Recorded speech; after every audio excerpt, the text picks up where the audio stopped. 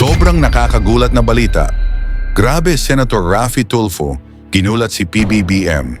Binulgar na ang 59 na bilyon, zero budget na ang PhilHealth.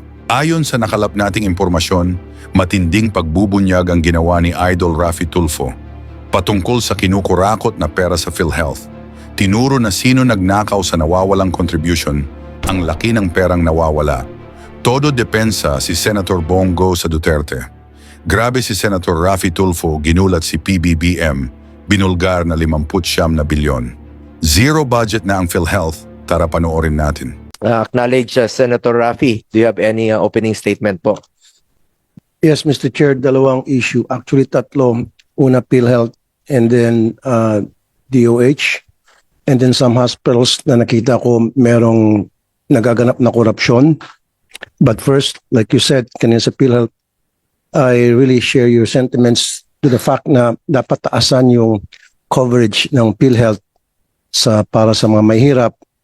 Kasi nga I have experienced that na yung mga mahirap na kababayan, in fact, first that experience, pumunta ako sa San Lazaro Hospital recently at tinatanong ko, bakit merong cashier dito? This is supposed to be a public hospital kasi meron daw certain mga services, supplies na hindi kino-cover ng PhilHealth. So sabi ko nga, bakit hindi i-cover ng PhilHealth lahat? So ano mangyari doon sa hindi kino-cover ng PhilHealth? Yun nga po yung sinasabi nyo, Mr. Chair. Pupunta sa politiko, pupunta sa PCSO, pupunta sa malasakit, sa DSWD, dapat hindi na. Kung akong tatanungin, Mr. Chair, dapat hindi na yung mga GL na yan, dapat kakanselin na yan. Kasi, bakit kailangang mamigay ang politiko ng ayuda na galing sa gobyerno para pampagamot ng mahirap ng kababayan when in fact, kaya naman gawin ng gobyerno yon, ba't kinakailangan idampa sa politiko? Kaya nakakatok sa pinto itong mga mahirap ng kababayan, like you said, Mr. Chair, para lamang bayaran yung copay nila. And it happens all the time. In fact, sa data ko, more than 2,000 na ang lumapit sa aking opisina since January 2025 dahil meron silang balanse sa kanilang bill sa ospital. It's either yung kanilang kamag-anak ay hindi makalabas o dili kaya yung bangkay ng kanilang kamag-anak ayaw i-release. Bakit hindi kinover ng PhilHealth? So if you allow me, Mr. Chair, pwede ba akong magtanong sa PhilHealth? Go ahead. Before they make their updates and presentation. Go ahead po. Okay. PhilHealth, meron kayong 866 accredited animal bite center. Am I right? 866. Yes po. At ang benefit package para sa animal bite, anti-rabies, is 5,000 lang, tama? Or up to 6,000? 5,000. 5,850 po, Your Honor. Do you think that's enough? Tama na ba yan? Sapat na. Limitan po sa mga bakuna po para sa kagat ng aso at saka pusa po ay nagkakalago ng mga 2,500 to 3,000. Yun po ang kalimitan pong mga kasong na-encounter. Kaya ko tinanong po yan kasi pag pumunta ka sa mga animal bite center sa iba't ibang lugar sa ating bansa, ang kino-cover nga lang 5,000 to 6,000. Ang charge is 20,000. So may balanse pang 15,000 yung pasyente. Ano gagawin niya ng pasyente? Di pupunta pa siya sa mga politiko tulad na banggit ko, bakit di niya taasan yung coverage niyo? From 5,000, pwede siguro gawing 15,000. At least malapit-lapit sa katotohanan, and then yung natitirang 5,000, kung 20,000 yung singil ng clinic na yon, at least i-write off na lang yung 5,000. Kaysa sa 5,000 yung benefit na babayaran mo against 20,000, so may 50,000 balance, medyo masakit nga dun sa ospital yon o sa center. So taasan niyo po yung coverage. Can you do that?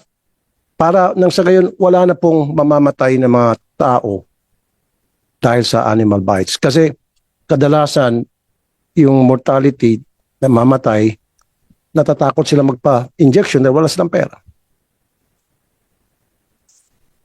If I may, Your Honor po. Yes, sir.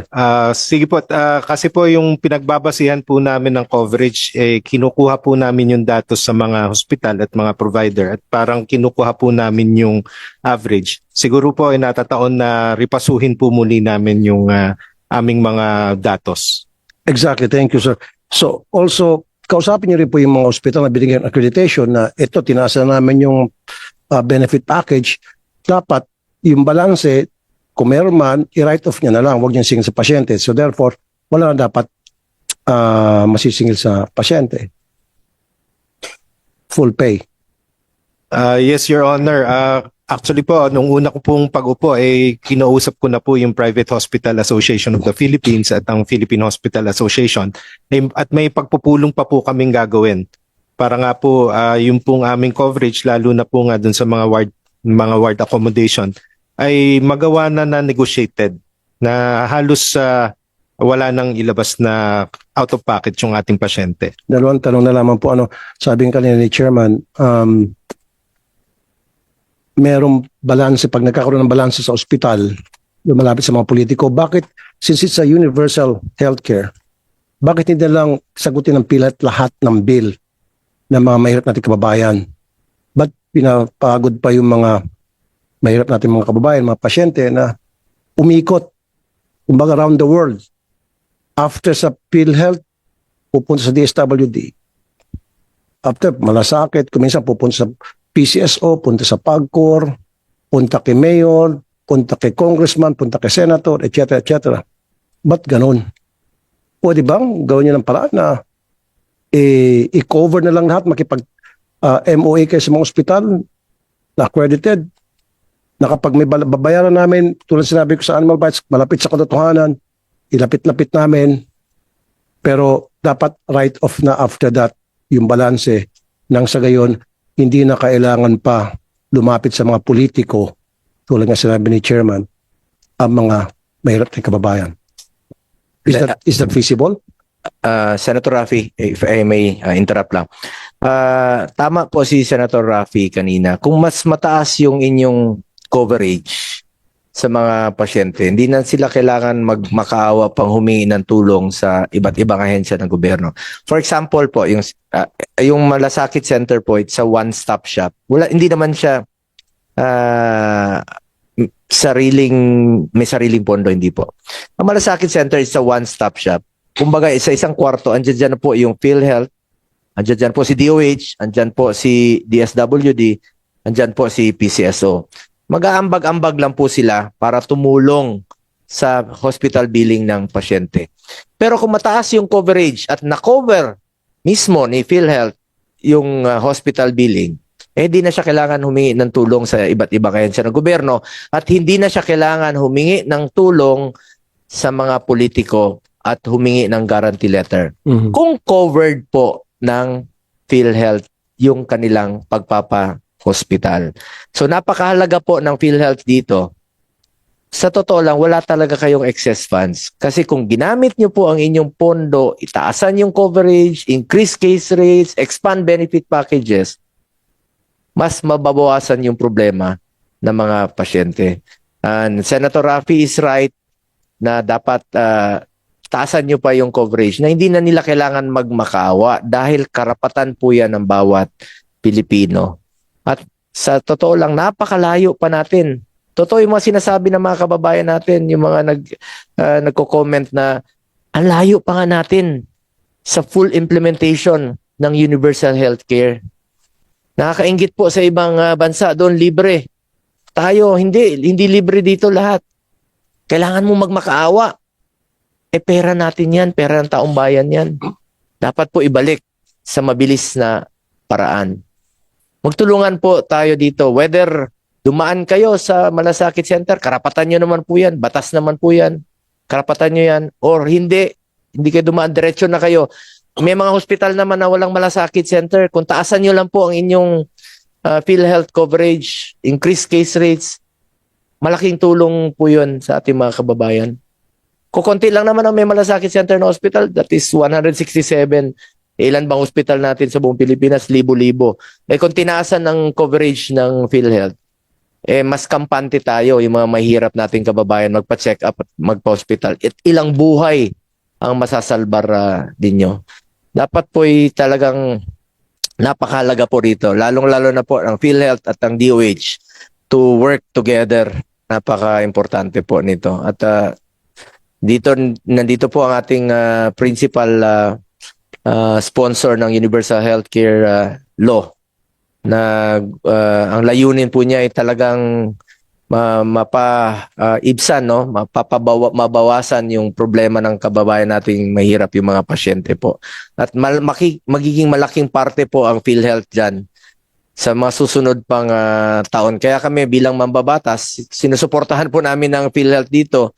We support you, we support your budget para gamitin niyo po sa tama at mapakinabangan po ng mga pasyente. Mr. Chair, may I continue? Thank you, sir. Okay, pumunta naman tayo dun sa mga healthcare provider. Meron din ako natatanggap na reklamo mula sa mga hospitals, mga doctors na hindi nababayaran yung mga claims na pinala na sa PhilHealth. At the last time I attended a hearing pertaining to PhilHealth tungkol dun sa mga hindi nababayaran ng mga bills, meron na ata kayong 4 na third-party HITPIC. And I suggested that time na gawin na lang isa at dapat gawing electronic. Kasi bakit isa? Para uniform yung pag-submission ng bill at mas mabilis.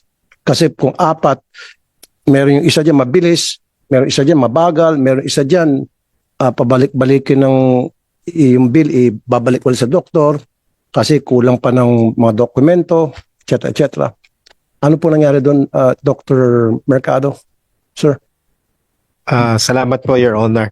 Doon po sa mga past due, naglabas po kami agaran nung pagka talaga po sa akit, nung flexibility claims payment, doon po sa mga hindi po nabayaran dahil po naglapse yung 60-day payment, 60-day period. Umabot po yun na about 8.8 billion. Inuumpisahan na po namin i-process. Hanggang September po yun na binibigyan po namin ng pagkakataon yung mga hospital na mag-file. Doon po sa third-party provider nung mag-i-claim so paglo-load po ng kanilang claims para po pumasok sa sistema namin. Ang sineset po namin ay standards at sinecertify po namin yung kada provider. Pero ang option po kung sino po yung kukuha ng provider ay nandun po talaga sa facility po kasi may iba po gusto nila sila po ang mag-code. Hindi po. Hindi po. Kahit saan bansa ka pumunta, isa lang yung service provider, isa lang yung third-party service provider. Bakit ginawa yung 4? Kasi may mga kumikita dyan dahil sa kontrata. Nakakalito po sir pag 4. Only here in the Philippines na ang dami mga HITPIC or third-party HITPIC provider kung tawagin. Pumunta kasi ibang bansa, sa Europe, sa US, isa lang. Alam mo sa California, isa lang. Bakit po sa atin dami? Medicaid sa US, isa lang ang nagpo-process ng bill. Bakit sa atin marami? Kaya nga nagkakalito-lituan dyan sir Kasi meron yung provider na mabagal, may provider dyan na talagang mangiipit at hindi magbabayad ng serbisyo ng doktor, ospital. Meron dyan pabalik-balikin yung pag-submit ng dokumento, back and forth. Why don't you make it just 1? Bakit kailangan 4, sir? Hindi ko magets. Bakit po 4? 4, 5 o 5? O baka ngayon in-increase nyo, ginawa nyo siguro ngayon 20. Ilan ba, sir? Sir, kung bibilangin po yung nagde-develop ng kanilang sarili, higit po ng 4 yon. Higit Kasi 4. po yung mga hospital mismo ang nagde-develop internally. Pero yung pong datos na nakokolekta namin po, standard po yon. Kaya pag pumasok na po sa sistema namin, pare-pareho na po yon. Pero Hindi sir So during the last meeting, hearing na I attended, ang binigay na reason ay depende raw doon sa HITPIC provider. Depende sa standard ng HITPIC provider. Kaya nga bakit hindi na lang isa magpabid kayo at isa lang yung capable talaga na kayang-kaya niya ma-handle by the thousands of bills, regardless if it's every day or every week or every month, just one. Para hindi po pang kalituan. I suggested that already long time ago. At hindi pa rin kong ginagawa, sir. Bakit po, sir? Anong meron? Natatakot kayong kanselahin yung kontrata nung iba? Dahil meron mawawala ng kita? Sa palagay niyo, sir? Sir, ang mga government po standard kasi yun po ay dinevelop ng No, sir, yun po ang titingnan po namin na Process po platform ng po. claims. Yes po. Oh, Yun po 90 yung days na sabi ko, yun, hit pick yun, di ba ang tawag doon sa inyo? yun po yung naglo-load. Ang nagpo-process po kami kasi yung back-end po sa amin eh. O kaya nga, so bakit kailangan pang napakarami? Sige po at pag-aaralan po namin na yun nga, nakasaad naman po sa UHC na with DOH, magdi-develop po kami nung sistema na standard po para sa lahat. Para sa lahat. Very Yes, po. good. So, yung pong mga unpaid hospital dues na 59 billion, ano po nangyari doon?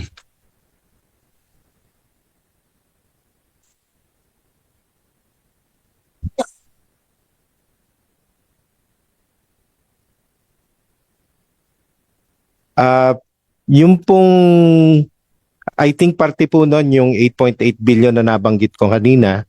Yung natitira po ay unti-unti na rin po naming bilis yung pagproseso. Meron ho kasi dyan may mga tinatawag na denied claims or return to hospital. So yung po pating proseso nun pinapaigsi na po namin. Pero yung going forward po prospectively, mas tutok po ako doon at nakikita po na mas maganda na po yung payment cycle ng ating mga hospital. Pero yung pong nakaraan ay tututukan ko na rin po at aayusin na po yung pagpoproseso. That's all, Mr. Chair. I'll reserve my next question mamaya na lang sa DOH.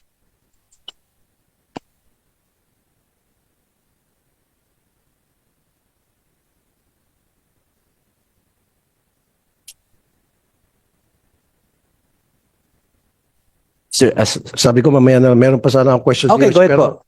Pero DOH yun, Mr. Okay. Chair. So, Senator JV, salamat Senator Rafi. Do you have any opening statement?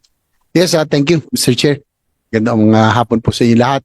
First of all, I'd like to thank our Chairman Committee of Health, Senator Bongo, for always being on top of the situation, no? Especially in the implementation of the UHC and other health-related programs and issues.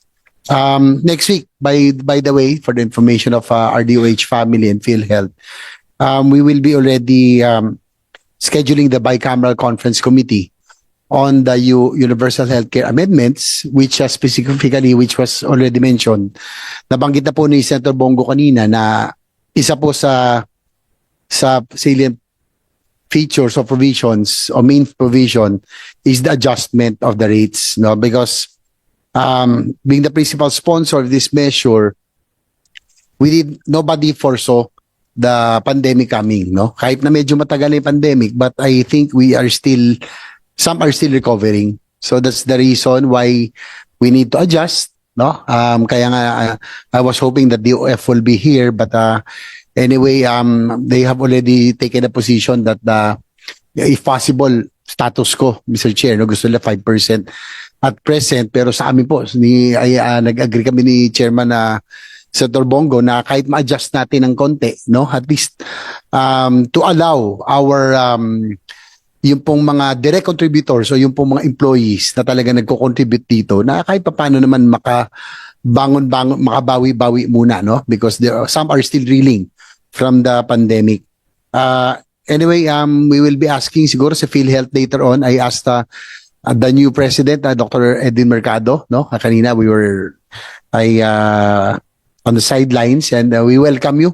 Sana po kami po ay we're very optimistic ni Senator Bongo that under your leadership, PhilHealth will have a different direction this time, no? Na just a reminder, PhilHealth, we are a public company, public service company. Hindi po tayo pribadong sektor na anong nangyari po kasi noon parang nagtipid, Mr. Chair, eh.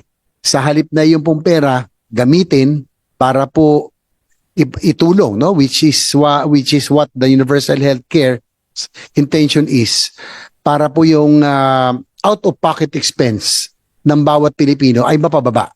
Kumbaga, kung hospital bill nila ay dapat nandyan ramdam ang PhilHealth. Ang nangyari po noon, nung panahon ni Mr. Ledesma, parang ipinagmamalaki na malaki po ang kanilang savings.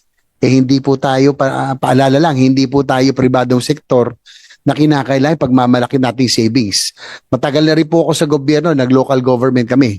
At kami po, basta po programa at pondo para po sa public services, inuubos dapat yan. Hindi natin dapat yan tinitipid.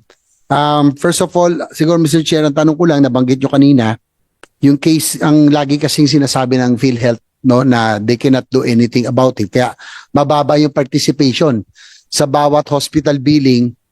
Minsan nakakalungkot, no? Papa-flash natin sa screen ang ibang example kung pwede, no? Napakababa po ng participation ng PhilHealth. Yan po ang kung pwede lang palakihan. For example po, ang billing po nila ay 178,000. Minsan po yung participation ng PhilHealth napaliit, no? Kung titignan niyo. And siguro confirm ko lang kay Dr. Mercado or anybody from PhilHealth kasi kaupo nyo lang. Yung ibang rin yung billing pakita natin. Yung pong participation po ng PhilHealth, ang on the average, nasa 18% lang of the hospital billings. Average po. Siguro Dr. Mercado or siguro anybody from PhilHealth can confirm kung tama po ba na 18% ang average participation ng PhilHealth sa bawat hospital billing.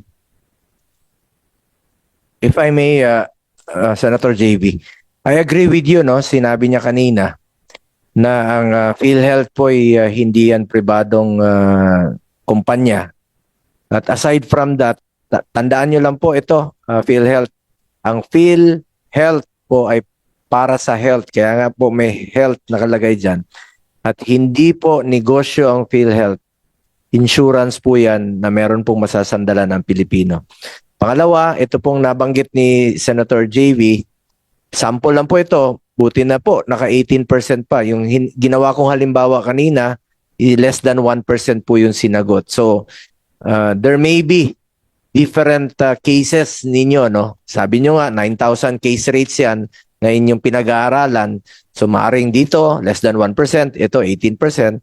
Pero yung punto po namin dito, ay sana, isagad nyo po para mas mabawasan ang problema ng ating mga pasyente. Yun naman po, ang gustong mangyari ng ating mga kababayan, na tumaas yung inyong sasagutin at mababawasan yung out-of-pocket expenditures ng mga pasyente. Lalong-lalo na po yung mga mahirap. Dahil bawat piso, bawat sentimo ay napakahalaga po sa ating mga kababayan. Thank you, Mr. Chair. Siguro si Dr. Mercado or anybody from PhilHealth kasi alam naman namin kaupo nyo lang. Pero ito po mga sample billing po nasa screen po. Total bill, for example, Mr. Chair, 270,000. Ang deduction, medyo malaki pa nga ito. Minsan 8,000 lang, 32,000. So, 12% po. And on the average, PhilHealth, ang kanil pong participation is about 18%. Just like to confirm that with PhilHealth. Tinitingnan ko po, Senator, thank you po dun sa katanungan po, Your Honor. Tinitingnan ko po yung PETSA, mukha pong 2024 po yung admission date at saka discharge date. Mula po kasi nung Enero, across the board po kami na 50% increase dun sa aming dagdag pong support value. Pero to go back to the, ang habol po namin, sa datos po namin na nakalagay dito, ay itaas po yung support value namin, 200% na po ng ward. Talaga pong i-cover namin yung ward. Yes, kasi yun po yung nakasaad sa ating Universal Healthcare Law po eh. Kaya yun po yung aming hinahabol. Pero yung pong mga nasa private po, talaga pong nakasaad din sa batas na may incremental pong mga out-of-pocket yan.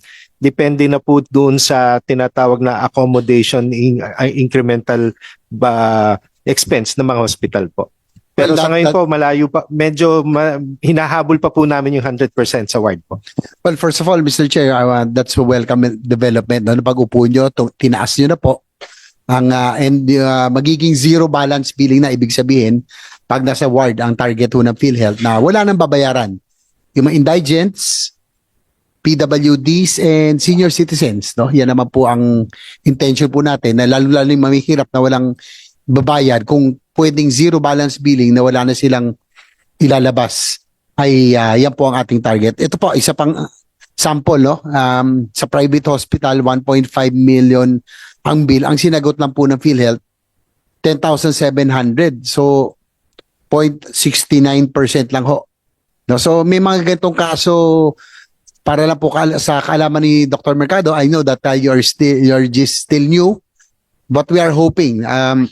Ayan, alam ni Yan yung sinasabi ko, less than 1% lang yung sinagot. At ang iba pa dyan, ang laki na nang na-contribute nila sa PhilHealth. Yung ginawa kong halimbawa kanina, 10 million yung hospital billing niya sa dalawang pagkakataon. Ang na-avail lang niya sa PhilHealth is 57,000. Pero ang nakaltas sa kanyang sahod is about 200,000 already. Namatay na yung pasyente, hindi pa niya napakinabangan, nalugi pa siya sa kanyang binayad. Yun ang pwede niyong tingnan. Kasi kung insurance ito, kaya nga tayo nagbabayad ng insurance para insured tayo, kampante tayo, na mabalik sa atin at magagamit natin sa tuwing tayo po'y nangangailangan. Though hindi naman fully insurance talaga tong PhilHealth, no? Pero ang importante rito ay mapakinabangan po ng pasyente na meron silang masasandalan at kampante silang magpa-check up at magpa-hospital tuwing sila po ay nagkakasakit. At isisingit ko na lang po, eto, uso ngayon itong ang rabies. Ito pong may mga viral videos po ngayon na tinatamaan ng rabies, nakakapanlumo po, no? May panic nga po ngayon, no? Nagpapanik sila na dagsa po ang nagpapabakuna. At kanina nasagot nyo, 5,000 lang po ang sinasagot sa rabies. Baka yung mga kababayan natin sa takot, ayaw na pong magpa-injection dahil mahal ang babayaran. At lalo na pag talagang positibo na kailangan nila magpa-inject, baka maring tasan nyo po ang inyong coverage para hindi po matakot ang ating mga kababayan na magpa-injection at magpa-gamot dahil meron pong PhilHealth na masasandalan nila. Napaka-importante. Alarming po ito hindi lang to time is of the essence dito. Pag ikay nakagat ng aso, ang bilis niyan. Hindi yan pwedeng sandali ano ba ito? Tingnan muna natin yung aso. Baka nagluya. Mamaya na lang ako magpa-check up, hindi pwede. Dapat punta ka agad sa hospital. Punta ka agad sa health center, check up ka agad. At kung kailangan magpa-injection, injection ka agad. Dapat tumugon ka agad ang gobyerno dahil buhay po rito ang nakataya dito. Mr. Chair, pwede makasingit. Apo. Thank you, sir. Talking about rabies, bukod sa merong anti-rabies vaccine sa humans, meron din sa animals. I think may budget dyan sa LGU. In fact, even the Department of Agriculture nagbigay ng budget sa mga LGUs. Do we have someone from the DILG here and the Department of Agriculture? Kasi dapat ma-implement yung pag-vaccinate sa mga hayop bago ito makakagat. So is there anybody from the DLG? Bureau of Animal Industry online?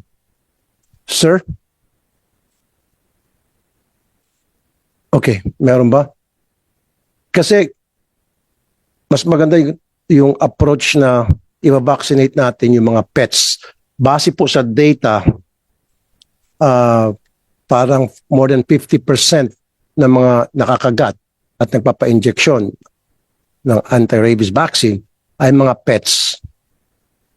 And then, a little more than half of that, you must stray dogs.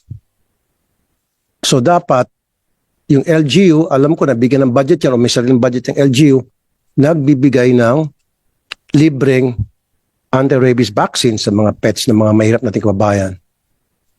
o nagbibigay ng anti-rabies vaccines doon sa mga stray dogs or kunin yung stray dogs, i-vaccinate, and then yung pwede pang pwedeng ampunin, hindi paampon. Nobody from DLG nandito? May taga DLG? Kasi nga sabi ni Mr. Chair, totoo nga alarming na itong rabies. In fact, like I said, I think last week, galing ako sa San Lazaro Hospital, and natutuwa naman ako dahil meron silang sistemang nakalatag kung paano nila tugunan yung pila by the hundreds. Mr. Chair, 800 to 1,200 on a regular day ang napapaturok ng anti-rabies sa San Lazaro. Now, kung merong din sa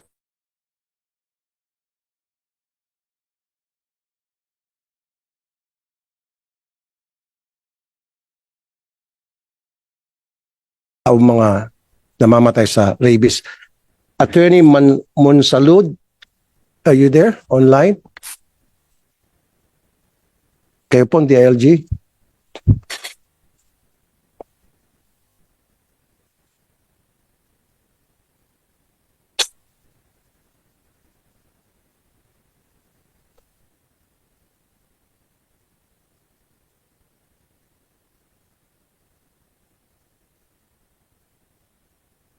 Yes, Mr. Chair. Good. Andiyan ka pala, kanina ka pa. Apa. Sabi ko, DILG, hindi ka umimik. Kung hindi pa binigay sa My akin. apologies, Mr. Chair. Yes po, regarding po sa query niyo po, meron naman pong allocation. Pwede po mag-allocate yung mga LGUs para sa procurement po ng vaccines. Kaya nga, allocate. Pero ang tanong ko, na-implement ba yon na nagbibigay ang LGU? Kasi alam ko yung Bureau of Animal Industry, yung Bureau of Department of Agriculture, nagbibigay ng budget sa LGU Yeah, okay. para sa anti-rabies vaccine sa mga animals, sa mga pusa at aso. Na-implement ba yon? Okay po. With respect to that po, Mr. Chair, if the committee, honorable committee so desires po, we will submit po yung consolidated report po from the concerned bureau para po makapagsabi po kami sa makapag-comply po kami dun sa query niyo po regarding implementation po. Pero hindi mo ba alam kung meron bang programa ang bawat LGU sa buong Pilipinas para dun sa pagbibigay ng libreng anti-rabies vaccine sa mga pets, pusa at aso? Kasi may budget yan eh. Yes po. Galing sa Department of Agriculture. So far po, the DLG po has issued circulars regarding the implementation of Anti-Rabies Act po. With respect po dun sa specific programs po ng LGUs, i-coordinate po namin sa concerned bureau po para po malaman kung sino po yung mga compliant na LGUs dun sa provisions po ng Anti-Rabies Act. So hindi nyo po alam kung sinong compliant at sinong hindi. So far po, i-coordinate pa lang po namin kasi last night lang po kami naka-receive ng invitation, but rest assured po, Mr. Chair, na So hindi nyo po alam. Alarming na nga po itong rabies sabi nga ni Mr. Chair. So hindi mo pa alam. so far, Pag-uusapan natin yung rabies. Apa. Kaya nga pinatawag ka rito. Sa reason ba't ka nandito? Apa. Para magbigay ka sa akin ng tamang sagot Yes, para malaman ng lahat na meron palang anti-rabies vaccine para sa mga animals na libre at ito yung mga lugar na compliant okay. at hindi mo alam. So far sa legal po, hindi po namin alam. Sa implementation side na po ito, Mr. Chair. So, but rest assured po, magsasubmit po kami ng report po from the concerned bureau. I-require po namin na mabigyan kami ng report po. Ayun, magbibigyan na siya ng report. Sabi Yes, mo. actually, this is an official, medyo malabo pa siya, Mr. Chair, pero mag-submit po kami ng... Kahit na malabo, magbasa ka Okay po. konti. Ano meron dyan? So far, Para wala. may pakinabang ka naman. Okay. Sir, Mr. Chair, isa table lang po kasi so far hindi namin alam kung paano i-interpret tong table nito, but as I can see po, okay. Nakikita po sa consolidated report po na to na lahat po ng regions na nakalagay kung ilan yung mga nabakunahan na, tsaka yung mga number of recorded human incidents of rabies po. Hindi human, animal ang ibig. Ano ba? Sorry. Yeah. My apologies, Mr. Chair. But yun po, nandito po yung mga data regarding po sa mga Pakicheck. recorded. Sir, ayaw na kitang pahirapan. Pakicheck na lamang po kung compliant ba ang lahat ng mga taga-LGU doon Yes po. sa pagbibigay ng free anti-rabies vaccine sa mga So, cats and dogs. Yes po, Mr. Chair, compliant naman po. As of March 2025 po, I see that around 400K po yung total na nabakunahan na po. 400,000 From, yes po, 400,000 po. nationwide. Yes po, sir. At alam mo ba kung ilan ng pets, aso't pusa sa Pilipinas? Wala po. Millions. Yes po. So, ang I layo believe. masyado. Baka pwedeng taas-taasan niyo pa po siguro Okay po. yung compliance Sige po. nitong mga taga-LGU. Okay po. Dapat may gagawin po kayo monitoring and then siguro makipag-coordinate din kayo sa Bureau of Animal Industry kasi doon nanggagaling yung pondo. Kung nagagamit ba ang tama Yes yung pondo, baka hindi. Baka nabubulsa na lang po. Apa. Okay? Yes po. Rest assured po, Mr. Chair. Thank you po. sir. Thank you, Mr. Chair. Okay po. Salamat, Senator Rafi. May we hear from PhilHealth your updates no sa kung anong ginawa ninyong mga reforma at let me just flash sa screen. Ito yung sa maalala ko na inyong pinangako na so far na inyong natupad at yan yung mga commitments ninyo during budget hearing last year na pinagmamalaki ko kayo dahil yung mga pinangako ninyo natutupad nyo naman po, pero tingnan nyo po yung iba, baka marami pang dapat ninyong gawin. Itong single period of confinement policy, it's done already, implemented na ho ba yan, no? Ito yung bawal magpa-cover po muli sa the same sakit. Halimbawa, nagka-pneumonia ka, the second time within 90 days, bawal i-cover ng PhilHealth, tinanggal na nila. So it's done.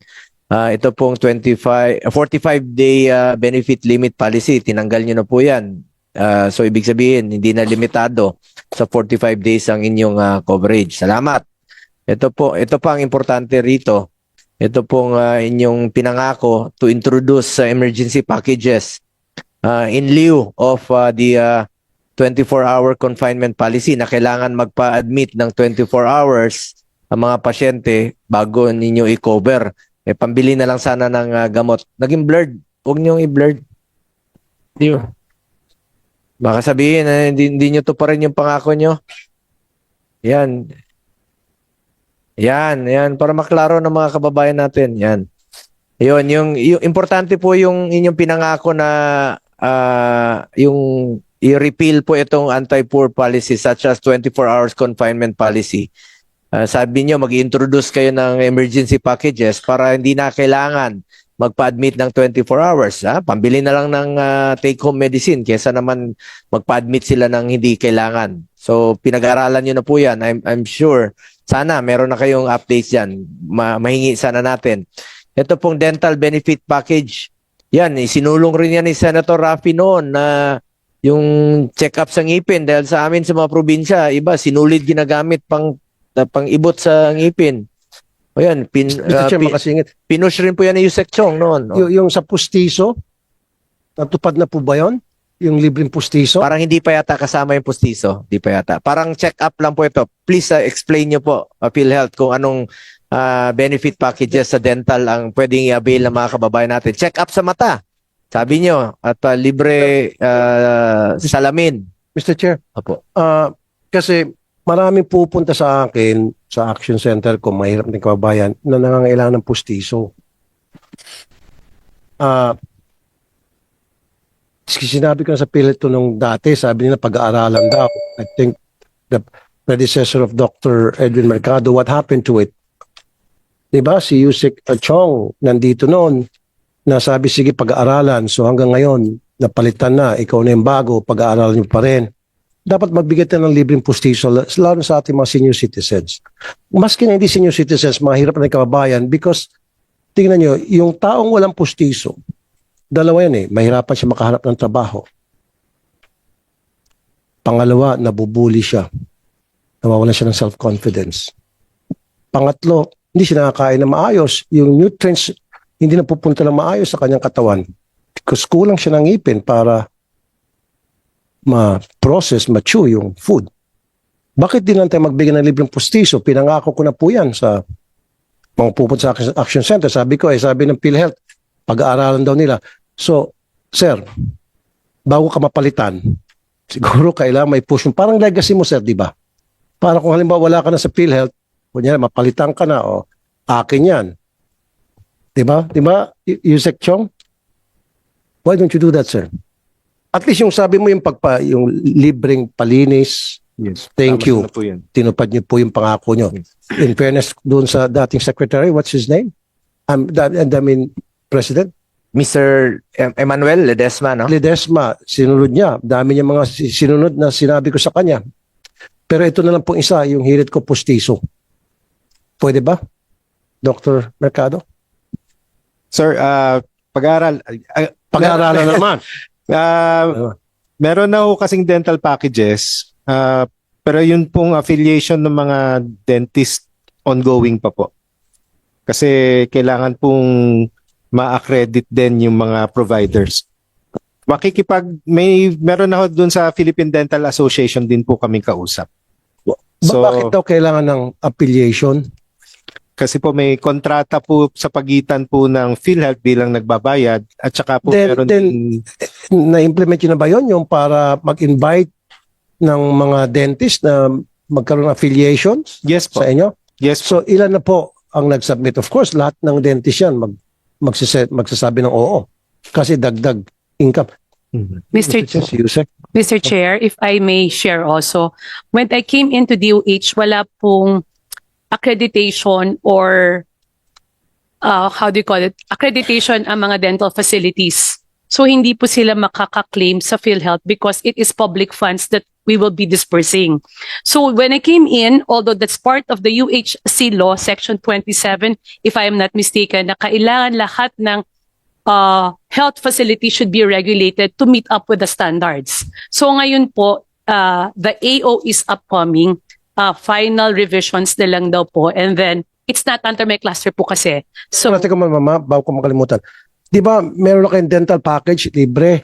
So, ibig sabihin, marami na affiliated na mga dentist. all DOH hospitals po that has their dental division is accredited already. Okay Mr. nga. Chair. So Opo. yung mga accredited na hospital na under DOH, then magbigay ng libreng pustiso para doon na pupunta yung mga taong walang ngipin na gusto magpapustiso ng libre. Kaysa naman hintayin natin sa pagputi ng uwak bago kayo makomplete yung affiliation. Yes, Mr. Chair, I am willing to work well with PhilHealth as one of the people who will do the guidelines regarding pustiso and other dental packages po, Mr. Chair. Kailan po kaya yun? Yusek? I'll just be waiting for the advice of the good PCEO. Ako po, I'm really willing to help out on this. Kasi po yung dental benefit package na yan po ay isa po yan talaga sa aking pinush last year as Yes. as one of We did the that, practitioners of the dental profession. So, baka naman yung sa pustiso mo, mapabilis natin. Baka sa susunod na hearing ni Chairman Senator Bongo, meron na kayo maibalita sa amin na meron ng binibigyan ng libre pustiso sa mga accredited Actually, Yusek Chong is a dental clinics sa DOH. dentist. Isa po siya sa nagsuggest along with Senator Tulfo during the time of Ledesma. PCEO Emmanuel Ledesma. At na-implement po ng ating doktor, very competent PCEO president po natin. He's a doctor, Senator Rafi.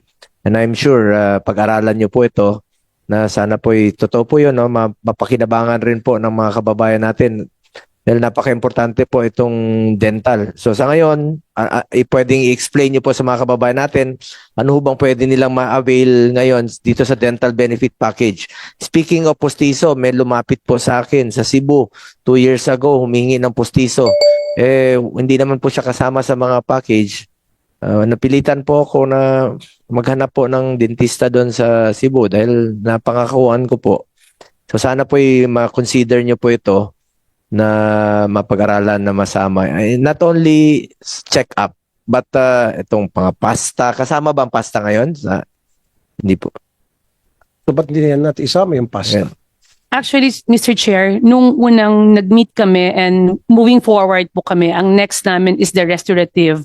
And then yung restorative po yun yung pasta, tapos susunod po natin yung dentures, kahit full dentures or partial dentures. So ibig sabihin, hindi lang po yung full dentures ang makakasama doon sa package. Hindi pa lang po kami ulit nakakapag-meet nung group who initiated because we formed a TWG with regards to the dental packages po, Mr. Chair. So maybe next week we will convene the soonest time possible po, Mr. Chair. Salamat.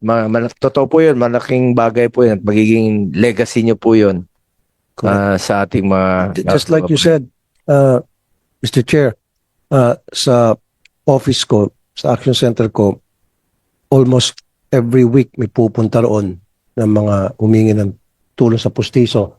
And there are times na even if they don't ask for it, nakikita ko habang humingi ng tulong, walang ngipin. Kaya nandun yung wala silang self-confidence. Kaawa-awa. Tapos nabubuli, tinatawag silang bungal, tinutukso. At ang pinakamasaklap dyan, hindi sila nakahanap ng trabaho, Mr. Chair. Sinong tatanggap? Especially kung ikaw security guard, kung ikaw ay mag-apply sales lady, hindi ka matatanggap sa work. Hindi naman nila kaya dahil wala silang pera. Wala nga silang perang pang NBI clearance, yung pa kayong pustiso. So dapat mag-umpisa sa pustiso yon. Magkaroon ng self-confidence yung tao. So, Yusek Chong, mapapangako niyo ba by the end of this year, meron tayong dental package na libre na yung dentures? With the help of PhilHealth, Mr. Chair, we will be working on it the soonest time possible, Mr. Chair. How about yung Dr. Mercado? May papangako, may commit mo by the end of this year? Meron ng libreng dentures para sa mga mahirap nating kababayan? Yes, sir. Babalangkasin po namin yung alat ng tunin ni Yusek Chong. Perfect. Thank you, sir. Salamat. Thank you, sir. Tatandaan namin yan dahil isa yan sa ating pinaglalaban talaga itong dental benefit package. At malaking tulong yon kung pati yung pasta or pustiso ay inyong masasama. Hopefully, sana po masama nyo. And anyway, ito pong sa coverage ng optometric services and devices. We commend the approval of the optometric benefit packages for 0 to 15 years old, which covers excuse me, comprehensive vision assessments, prescription eyeglasses including frames and lenses, and follow-up consultations. Paano naman po yung mga senior citizens natin? Since sabi nyo, kasama lang is 0 to 15 years old. Paano po yung may mga halimbawa, itong vulnerable to visual impairment, maasahan ba natin na masasama yung mga senior citizens natin?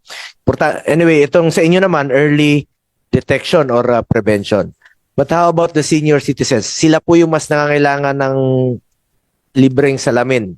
Kasi tayo, pag umabot tayo ng 50, medyo malabo na yung, ako sa totoo lang, nararamdaman ko na rin, mahirap nang magbasa ng maliliit na letra pag umabot ka na ng 50 years old. Go ahead po, President Mercado. Thank you po, Mr. Chair. Ang inuna po muna namin po, yung medyo malala po, yung katarata. So yung katarata po, kinover na po namin hanggang 600,000 po yung paglalagay po ng mga lente para po mas matagal po at mas maganda po yung outcome.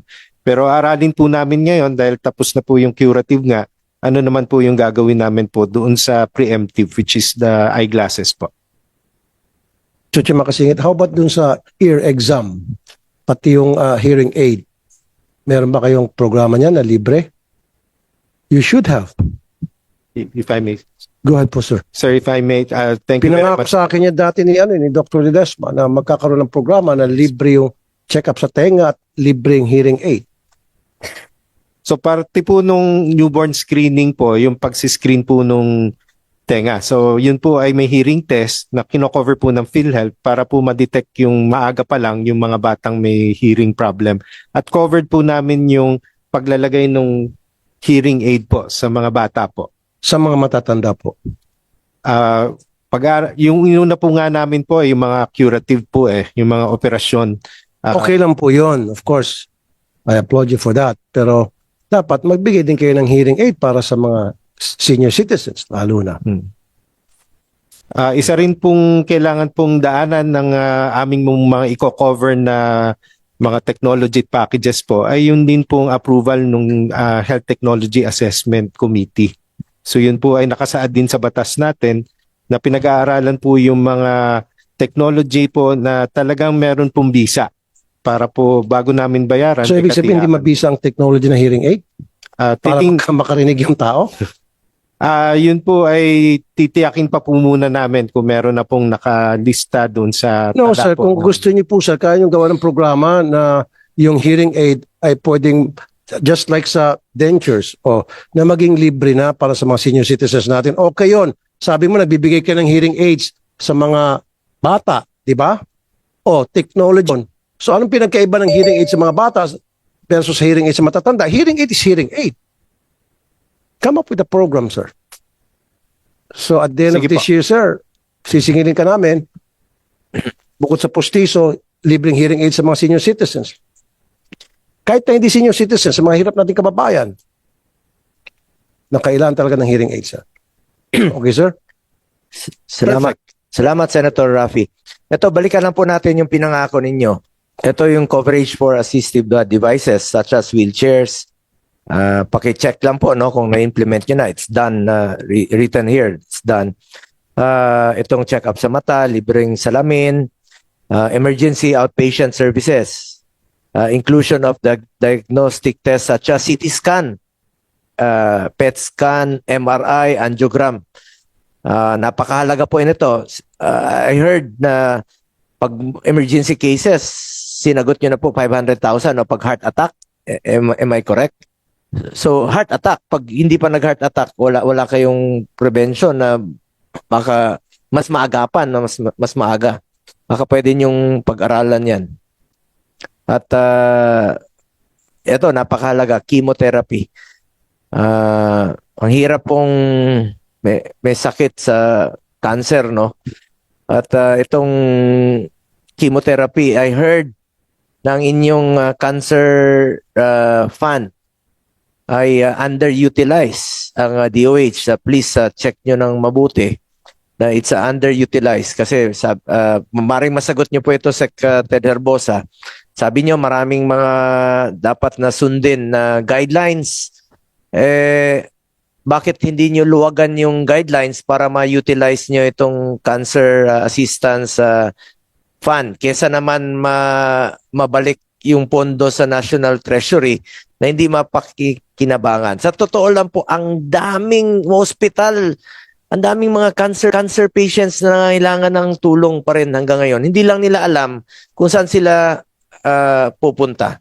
At nabanggit nyo kanina, kailangan maring mag-avail sila ng MAIP program bago sila matulungan sa yung may mga sakit ng cancer. Bakit kailangan pa dumaan sa MAIP? Kung andyan nga yung Cancer Assistance Fund na solely for cancer patients. Tinaasan nga natin. In fact, during the past 2 years, ako mismo nag-push tayo na madoble yung pondo ng Cancer Assistance Fund. So marami po mga kababayan natin. Mahirap po magka-cancer. Sa totoo lang po. Talagang pilay yung pamilya pag nagkasakit ng cancer. At napakahalaga nitong chemotherapy sessions.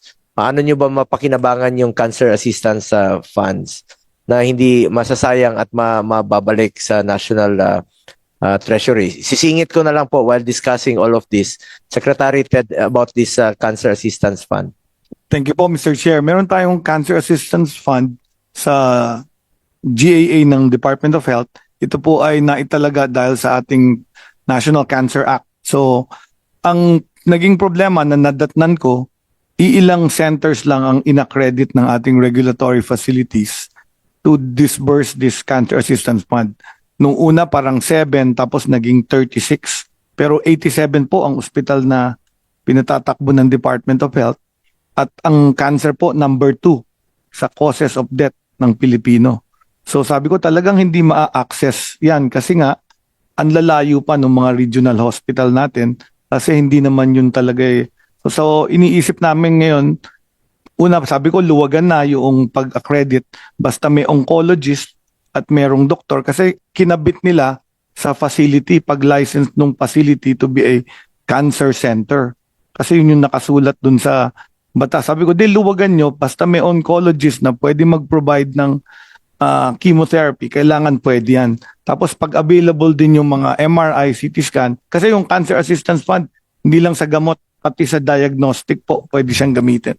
Tapos, ang pangalawa, nakita ko rin, yung ating mga oncologist, medyo bago na yung ginagamit at piniprescribe na cancer medicines. Wala pa siya doon sa Philippine National Drug Formulary. Pag ang pera po ay national government money, hindi namin siya pwedeng bilhin kung wala siya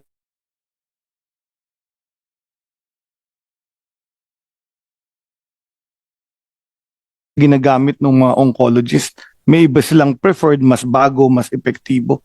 So kaya nasabi ko yung MAIP nalagay po namin sa special provisions ng MAIP na pwedeng magbayad ng mga gamot, especially chemotherapeutic agents, na wala sa Philippine National Drug Formulary. So parang nagba-band-aid solution pa kami. Pero ang maganda po talaga maluwagan, ang payo ko dapat yung Cancer Assistance Fund ma-divide sa lahat ng DOH hospital para ma-access ng mga cancer patients. Yun ang dapat ninyong pag-aralan. Kesa naman ma-utilize, underutilize, hindi magagamit at mababalik sa National Treasury. Ilan pa kayang mga kababayan nating mahirap na may mga cancer na sakit ang makikinabang, ilang buhay pang masasalbar dito. Yun ang problema dyan, Sected. Kindly gawan nyo ng paraan. Gaya ng sinabi ko kanina, kung gustuhin talaga, magagawan talaga ng paraan. It's purely initiative. Initiative lang po. Gawan nyo lang po ng paraan. At alam ko, as doctor, mas alam nyo po yung trabaho na yan. Mas alam nyo po. Importante lang rito sa ating pagsiservisyo, pagmamahal at pagmamalasakit sa kapwa mo Pilipino. Hindi ka magkakamali dyan. Tulungan po natin. Sayang eh. Sayang po. At ito pa, marami pa kayong mga pinangako na hindi pa natutupad. So just review it at I'm sure marami pa yan. Yung top 10 mortality diseases, it's ongoing. Yung 50% across the board, it's done but still maliit pa rin, no? Sabi kanina nga, kahit na dinagdagan nyo ng 50%, it's less than 1% pa rin ang kino-cover doon sa pinakita ni Senator JB na hospital billing kahit na tinasan nyo ng 50%. Kukunti pa rin ang mako-cover ninyo. Ito, importante po, libreng gamot. Isa rin po ito sa inyong pinangako at pinirmahan, yung outpatient drug benefit packages na libreng gamot. Ang dami po mga kababayan natin na may hawak na reseta. Humingi ng tulong. Baka pwedeng gawan nyo na po ng paraan na pumunta na lang po dun sa hospital.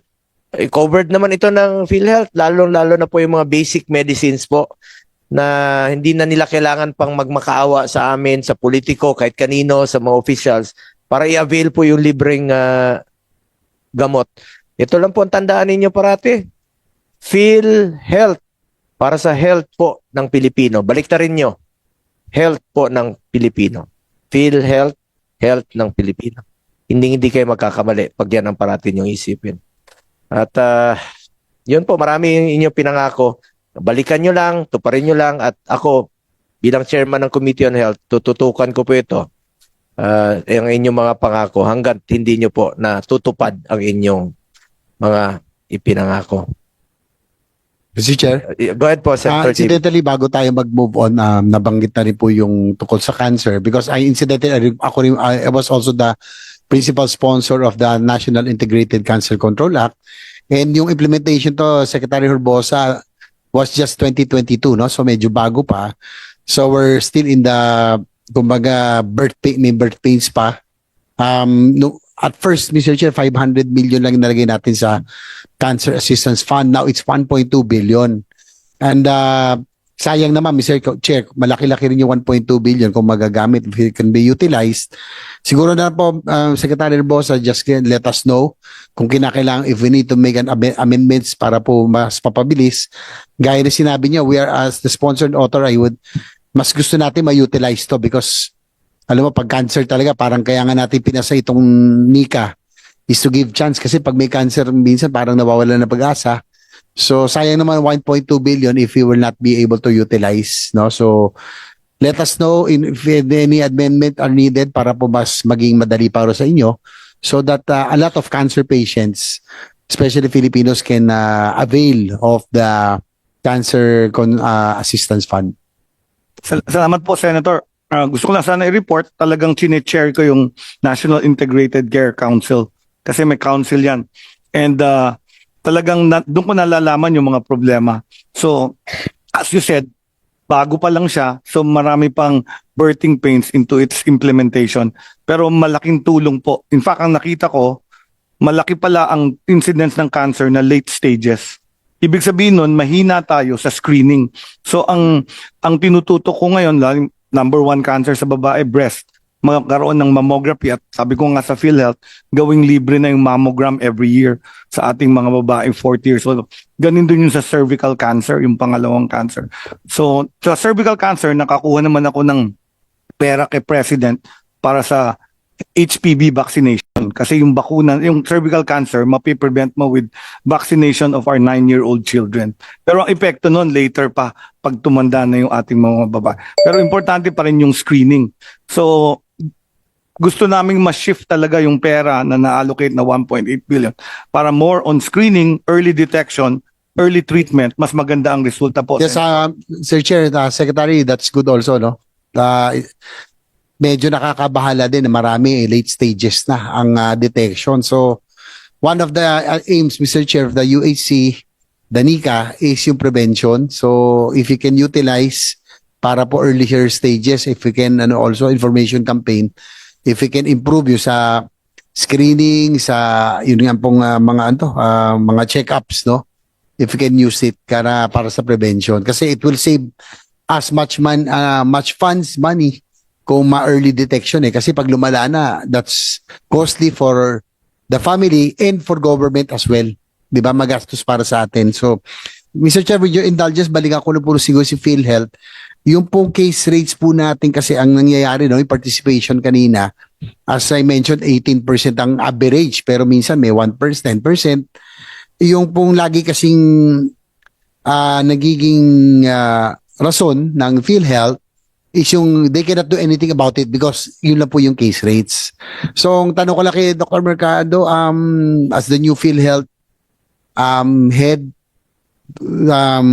yung pong case rate adjustment, gagawin na rin po na ba natin para so that we can increase the participation of PhilHealth. No, kasi I remember yung pong cases natin matagal na eh. And it needs to be adjusted. Sige po, Doc. Thank you po, Mr. Chair. May ginagawa ko kaming pag-aaral ngayon base po dun sa prevalence o yung pinaka-limit na naapektuhan po o malaki po yung sakuna na dinudulot na sakit at yung pinakamalaki po yung perang nilalabas or out of pocket. So may ginagawa na po kami din na kung ano po yung mga treatment na kasalukuyan meron tayo na maganda po yung epekto. So yun po yung inuuna naming i-adjust po. Either po ay sa Z-benefit package na yun po yung malalaki. Kaya yung katulad po nung sa breast cancer, yung chemotherapy po, nakalagay na po yun sa breast cancer. Kaya umakyat po ng 1.2 million po eh. Kasama na po yung chemo. At meron din po kaming tinatawag na reinforced case rate. Inuuna po nga namin yung mga case rates na kailangan po naming last. And from what of course, siguro kulang din tayo sa information campaign. Mr. Chair, yung pong Z-benefit packages, medyo malalaki yun eh. No? Tulad na lang po ng for kidney transplant, 600,000 dati yan, no? Yung pong open heart surgery, that's about 500,000 at least. Tapos yung pong severe pneumonia, nasa 300,000. So, ito po yung mga kulang sa information. Pero with the Z-benefit, okay po yung Z-benefit packages, at least nandun po yun. Kaya lang, ang dinidiscuss kanina ni Senator Bongo, yung concern namin, nakakalungkot kasi halimbawa po, 200,000 ang bill, tapos ang sagot lang ng PhilHealth is 8,000 pesos, no? Parang hindi nararamdaman. I hope that under your leadership, this will change. Yung participation ng PhilHealth will increase, no? Na yung 18% kung gagawin natin, at least, Mr. Chair, kung 30% man lang, 40% o kung 50%, at least,